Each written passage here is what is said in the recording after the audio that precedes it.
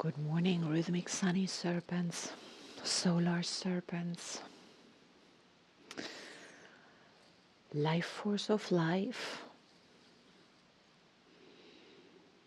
instinct of life, instincts of universal fire. How does the sun link to the serpent through tone 6 rhythmic?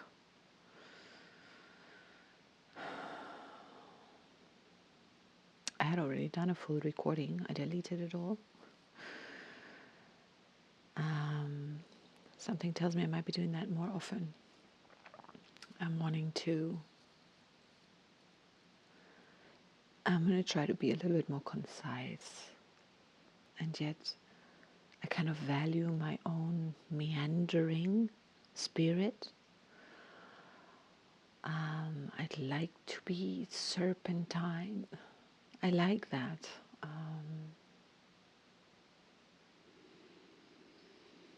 Presence. All right now, today, serpent.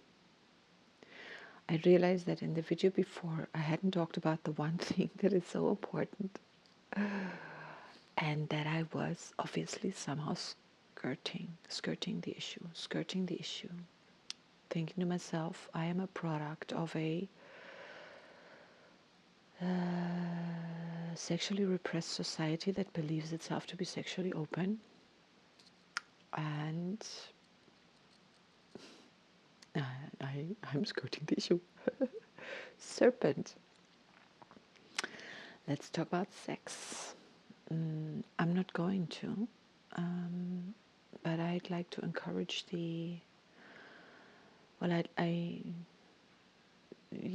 our own engagement with it, sexuality. I can't talk about it without bringing in my truckload of judgment in terms of what we've made of it, the sacredness of it, especially in the sun wave spell, life force kundalini, instinct, the serpent, and the sun, universal fire, life, enlighten. So enlightened sexuality. There's actually a book by the title Enlightened Sex, I think. In the first wave spell we meet, the wave spell of the red dragon, the serpent is on tone 5. Command, radiance, empower. And it occurred to me that in my last video I did here, last audio, I was laying the red serpent, the wave spell of the dragon next to the wave spell of the sun, because they're only one tone removed. So what's on 5 in the dragon is on 6 in the sun, etc. So it's like one step further, and I find that a very fascinating investigation, but I think it's enough I do that in my head. But in the dragon, the first serpent we meet on tone 5, the center, so reproduction. Without reproduction, there's no life. Reproduction is really essential. In the sun, reproduction is rhythmic. The serpent doesn't stand only for reproduction, it also stands for looking after our bodies. It stands for life force, our life force.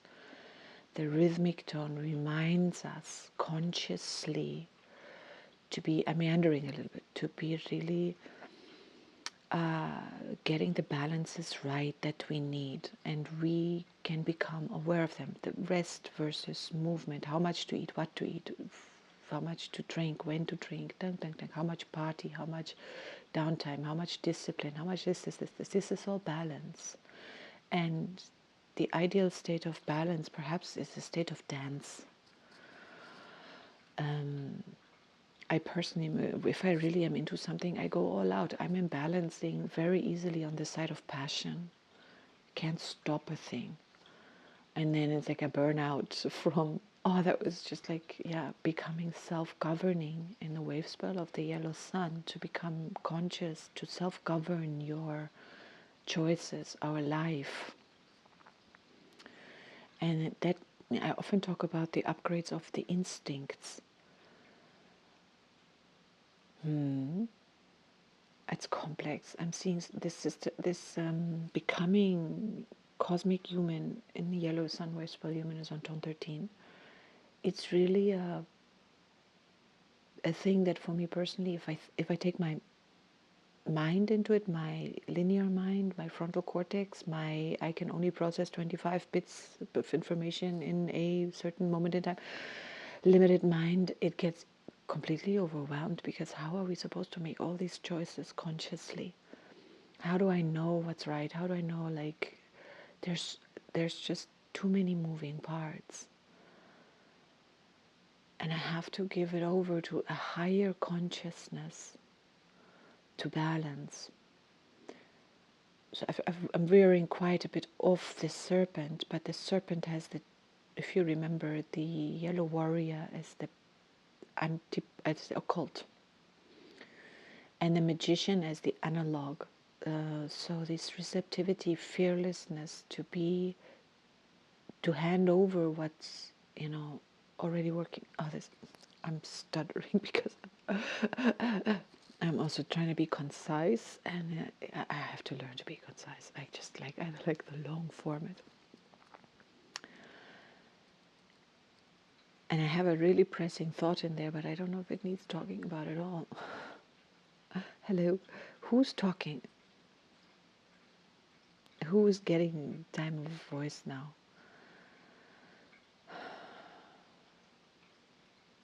Our own inner serpent, our own instincts. The star, elegance, is on tone 9 in this wave spell, and we need to remember the wave spell we're in to make sense of the seal. I can't talk about the serpent in any term, along any terms, because it is relative to the wave spell and relative to the tone. On tone 9, solar, we have this elegance, the star. So the harmony between all the systems is on tone 9. The seed is on 5. That's the time pulsar that we're in. Sun, seed, star, and human. Those 4 are the cornerstones of this wave spell. Everything else serves. So the harmonic working of all of our moving parts. Not exactly to fall into addiction. How do we balance ourselves, our bodies, our instincts, our needs, our physical needs? Our serpent does represent primarily the physical body, I'd say. But what exactly is the physical body? If we're just stuck in 3D, it becomes very 3D. But we aren't 3D, we're quantum, we're multidimensional, which means the body is too. Which means I can't separate it from the emotional needs and the emotional body, and the mental needs and the mental body, and the etheric needs and the etheric body, and whatever else there is we don't even know about. Sexual needs, my sexual body. My sensual needs, my sensual body, etc. The need for solitude, the need for connection, the need for autonomy, the need for community. All of these things want to be balanced, coherent. We need to be coherent to be healthy and well and balanced. Not over-exercise any one thing because we're trying to shut out another. And that's the great challenge. So I don't need to talk much about my own life. This day reminds us how to be balanced in life in general, with and through our body. And it can't be without. The importance of the body can't be overstated. But as with everything, it's all about balance. And what does it mean to each and every one of us to be balanced? The warrior might be quite an active force. The magician, the wizard, is maybe quite a passive force. It's not really true, but it's an internal. The wizard is the source is within at all times. So the wisdom is within. The wisdom of the warrior lies within the wizard. and therefore within the body. The body has access to the wisdom of all the ages, including the future ages, really, including the quantum field and everything. And the body is, I mean, we look at it as linear, we look at time as linear, we look at the serpent energy, the reptilian brain as the oldest brain, is the oldest ancestors. And we are to honor the ancestors, draw on their wisdom, but also learn from, I don't want to say learn from their mistakes, but understand that any ancestor, the most recent, your parents, to the most ancient, whoever they were, anyone in between, they use the wisdom of their time for their lives. And some of it is universal, we can use it. Some of it is time bound. It is only relative to certain periods of time or certain conditions of life.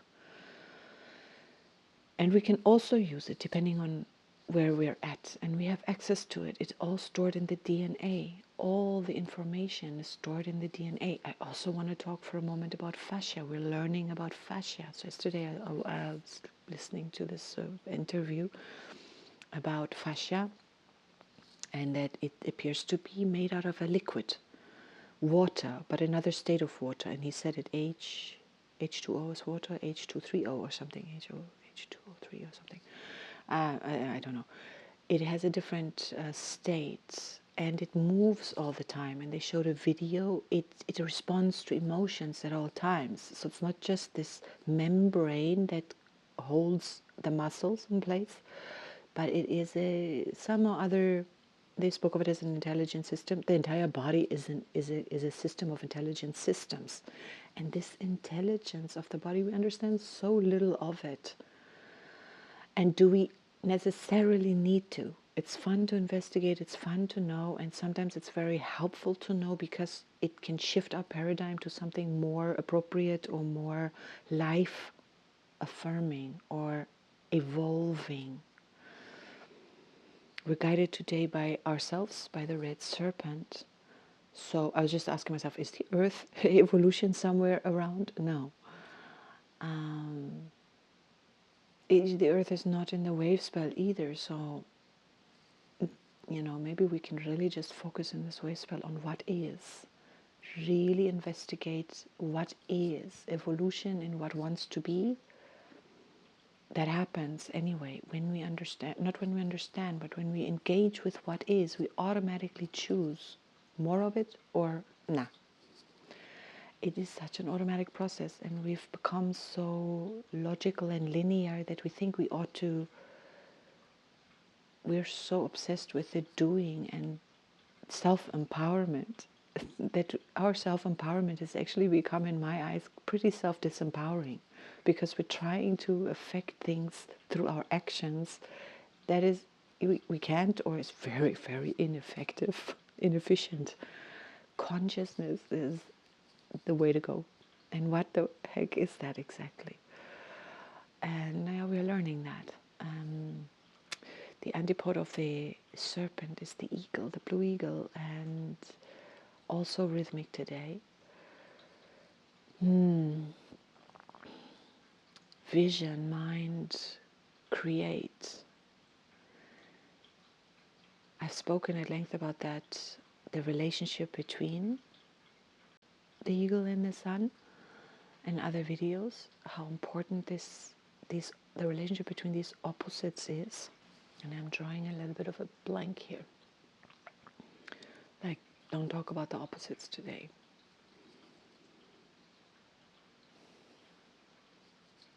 On my own, it's interesting to observe my own process of making this video or this audio, and how I respond to when I block, or it feels as if I'm blocking, or some part of me is blocking. Don't like that at all. Other days I'm more comfortable with it. Today I'm not. And I observe my mind investigating the reasons. A little bit of time pressure is one of them.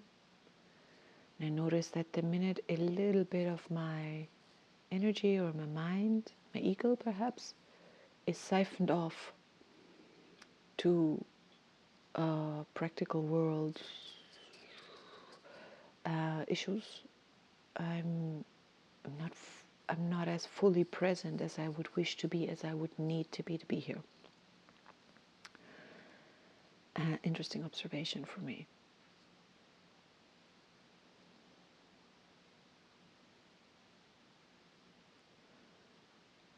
So the rhythmic tone, organize, balance, and one other doesn't come to me right now, is a great tone for, they say, tidying your space, balancing, organizing. But it's really a good tone. I'm adding a lot. Wait a minute, I'm looking for shit in my head. I don't want to come out of the space of the information that's stored in my head. I want to come out of a space of synthesis. And I notice that I'm going because I'm looking at the rhythmic tone, forgetting about serpent and sun. And I need to, in myself, bond these elements. That's what I would like anyway. I don't want to talk about just the rhythmic tone. I want to talk about this, the rhythmic tone, the serpent in the sun wave spell. That's what we're here for. Kundalini, life force, instinct. But the serpent herself in me says that you don't need to think and talk so much. Just be like delicious. I just like, oh, feel me, feel how I'm slithering, how beautiful I move. Just join with me in this. Oh man, when I go straight and I do it with this winding straightness, so beautiful. You are human. You are so awkward in the way that you move. If I look at you, it's like, oh my gosh, who needs to be human? Oh my god, am I glad I'm snake? Oh, when I slither through grass, I can feel all the grass on my skin, and I feel the ground beneath me. I'm connected directly to the earth energy beneath me. I feel her vibrations. Anything that moves in my vicinity, I feel it through my body. I feel it. I can smell it with my skin. It's a beautiful world I'm living in. The immediate environment, my immediate environment. Yes, my ego can see very far, and when I need that, I call on him. He tells me also where to go. He is part of my instinctual oversight. He has the bigger picture in mind. He tells me when to move away. Maybe I'm too not noticing. Maybe I'm lying on a stone, a little bit removed. I'm not seeing danger. Maybe I'm not seeing, maybe my body can't feel the bird that's flying up overhead about to eat me. My own ego alerts me of that. I can trust that. I'm one with my ego. But I can thoroughly enjoy my physical senses and my physical immediate environment, what I smell, what I taste, what I feel, what I touch. Not really what I hear, not really what I see. It's not really about anything from a distance versus the ego. And this combination between both, there's such a beautiful, the ego, they complement each other, complementary relationship. These two are such a classic case in point of a complementary relationship. And in life, in universal fire, the sun, developing consciousness, and we can, yellow human, free choice, we can take it anywhere. We can choose to get to know the body down to its, all the systems. We can get to know them. We can visualize them. We can understand them. How do the kidneys work? How do the ears and the hairs exactly work? How do these fascia exactly work? What liquid, what does what, which feeling does what? You can dig yourself in there to however far you want. Or you can say, I don't need to know any of the workings of the body. As long as I feel good, I'm healthy, let me look at the world and play in the world, focus on the outer world, focus on my inner other states, focus on the dance and balance between the inner and the outer, etc. The options in this moment are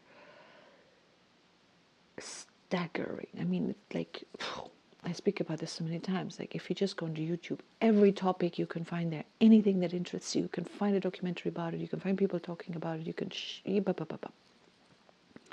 and that's the choices we have to make and we get to make. And that's wonderful.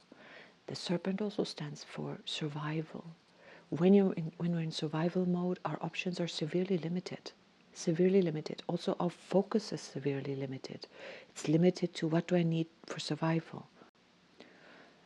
Then we are maybe not so able to be in touch with the ego. We're not about creation in terms of art. We're more about creation in terms of we create survival. Neither is better or worse, but part of evolution is to leave survival mode, to be on this planet as a community of humans, together with the earth, to live so balanced that we're in balance with the earth in every way, that we don't overpopulate ourselves out of wisdom, out of knowledge. It's going to balance itself. That's a no-brainer in my world. Right now, we're many. Are we too many or not? We can discuss that. There are different opinions about that. Do we just need to share the resources fair? I mean, we throw away so much food in the Western world like it's nobody's business. It's just like, while people on the earth starve. We're just really not very wise with how we use the resources. But we will get there. We will learn, and then this earth provides for all of us. And then where do we go from there? I love Ryan says, peace on earth is not the goal. It's not the end goal. It's not like, then we've arrived. Peace on earth for humans that's the point where humanity starts. Until then, you're still in development mode. We're still it's like beta mode. Only when we've reached peace on earth, we're no longer needing to fight for survival. We don't kill each other. We don't fight each other. We understand blah, blah, blah, blah, blah, how to live peacefully, successfully on this planet, in harmony with the planet. Then we get to really start our own evolution on a whole different level. Some of us are already there. Some of us we're still waiting for them. I say we are waiting for them. Yeah. So it's a beautiful vision. And my visions for humanity are so exciting. I can't wait to experience all of it. I mean, if passively, or not passively, but from beyond the body and from within the body, all of it. And all of it is to be enjoyed. Life is to be enjoyed. Every aspect, every moment is to be enjoyed, which will mean every now and then we will bump up against something that isn't enjoyment, but it's just like, oh yeah, okay, and then we move away from that. We don't need to obsess about that. And if we still do, we're out of alignment. And we do well to use the sun wave spell. There's a really great one also to check our alignment. I could refer us back to the blue hand wave spell we've just been in. I'm not going to. Doesn't feel like it today. As I say, today I just feel like Serpentine. Feel yourself. Feel your body. Feel your body. Say hello to your cells. Good morning, dear cells. I love you. You're part of my body. Oh my God, without you I wouldn't have a body. Without you I wouldn't be who I am. I'd be someone else. Maybe I'd not be human. Maybe I'd not be embodied. But I am embodied. And that's just like, how can we make it more delicious? What can I feed you that we enjoy? What can we do that we enjoy? And how can I make us enjoy also the things that maybe I need to do that are not so enjoyable? Bring in more of me into all that I do. Authenticity for me is a great key towards enjoyment. To be who you are leads you to do what is in accordance with yourself, and it's in accordance with joy. Follow your bliss, follow your joy, follow the fun, follow your, best self. I don't know if that's right, correct thing to say, or if it's not about self-improvement, just understanding you're already whole. We're already gorgeous. Can we just explore the gorgeousness we already are, and then we will get more and more of that gorgeousness? Seems so easy. Ooh. Anyway, we're on it. We're working on it. I'm going to end this. Receptivity of the magician, the wizards. Enjoy the magic of your body. That be enchanted by physical life. Be enchanted by lovemaking. I didn't say what I wanted to say about our whole sexuality thing, and I will get there maybe on another serpent. I wanted to say in the yellow human wave spell, but I think the human ends in the seed, just one before the serpent. Go figure. The cosmic seed, and then the magnetic serpent, and the serpent is right in the middle of the Tzolk'in. So powerful, our reproduction, our relationship with our sexuality, our sensuality, to understand the power of who are we reproducing, how we make love, how that process happens may determine the quality of soul that comes in. I'm out of my waters. This is just theory, but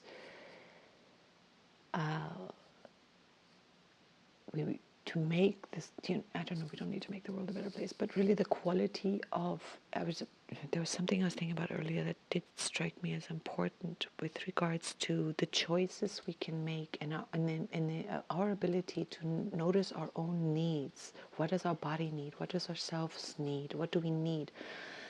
To the degree, that we can notice what we need, that we can stand for what we require, what we want, and what we need in harmony with others, not necessarily egotistically.